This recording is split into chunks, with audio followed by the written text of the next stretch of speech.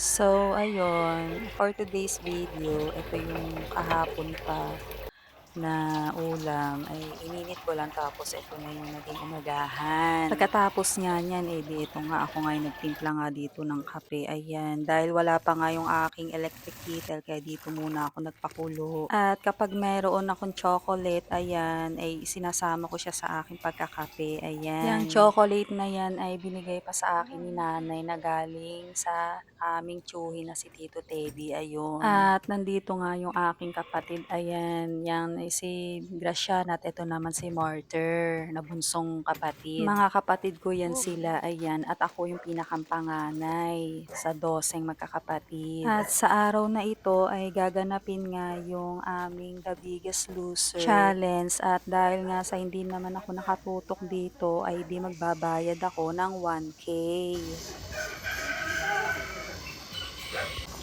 Nasama kayo dito? At dahil nga sa April 5 ngayon ay di dun kami kina Matilde magtutuos ng challenge ng timbangan. Ayan. At dahil nga sa piyesta nga kina Matilde sa araw na ito ay di ito nga aking nga iplepex itong bag na ito na binigay sa akin Mrs. Roma. Ayan, thank you so much. Ay eto na yung magiging pang Sharon ko, ayan. Na para bang hahakutin ko na lahat ng putahe doon.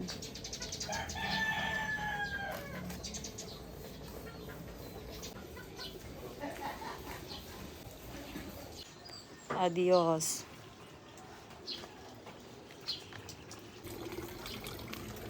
George.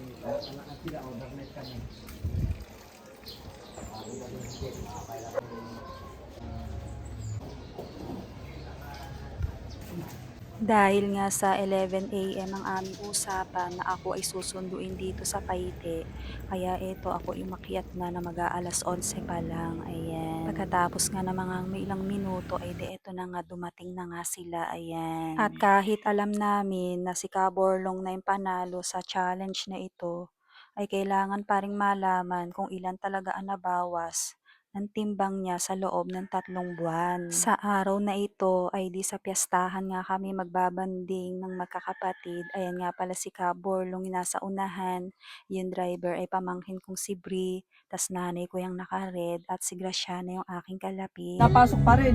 Oo, Si Jen. nandun sa work na yun. Kumbaga, ikaw lang pala absent. Hindi kakapasok. Natin yung ano? Oo, kakalipat lang. Saan na namin. kayo?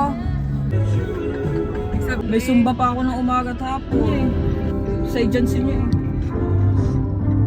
Nakakatulong din yun sa pag-ano-ano doon. Siya tayo, basta ano eh. Sa Hong Kong yun eh. May lahi. Nata sa una, bali dalawa kaya. Ano, parang walang impulse na kasi. Incident. Then ano? Kaso, saan magpa-park? Okay. Saan magpa-park? At nandito na nga kami sa Dambo, Laguna kung saan kami ay mamiyamiesta kina Matilde, ayan. At mula nga sa Paite hanggang dito sa Dambo ay mayroon 33 minuto ang biyahe na medyo traffic ng kapiraso, ayan.